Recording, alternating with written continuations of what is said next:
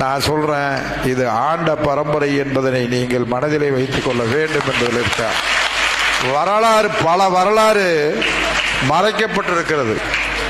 அதை நீங்க தெளிவா தெரிஞ்சுங்க, படிச்சிருக்கிறீங்க. இன்னைக்கு 4 பேர் செத்து போனா, 2 பேர் செத்து போனா அதுக்கு ஒரு பெரிய இது பண்ணான்.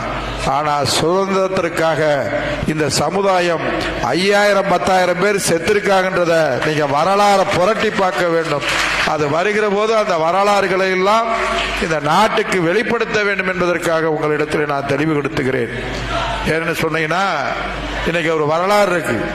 அந்த அழகர் கோவிலாக இருந்தாலும் திருமகூர் கோயிலாக இருந்தாலும் ஆங்கிலேயர்களுடைய பெரிய படையெடுப்புல கொள்ளையடித்து செல்லுகிற போது இந்த சமுதாயம் தான் முன்னுக்கு நின்று ஒரே நேரத்தில் 5000 பேர் இறந்திருக்கிறான்.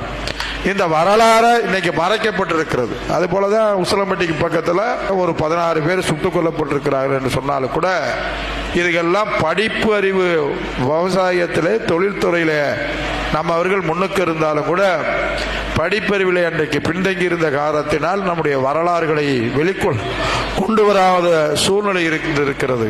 ஆனால் நீங்கள் பார்க்கிற போது இன்றைக்கு படிப்படியாக இப்போதுதான் அரசு வேலை வாய்ப்பிலே நீங்கள் வந்து கொண்டிருக்கிறதை மனதார பாராட்டுகிறேன். அதை போல இன்றைக்கு நாடு முழுவதும்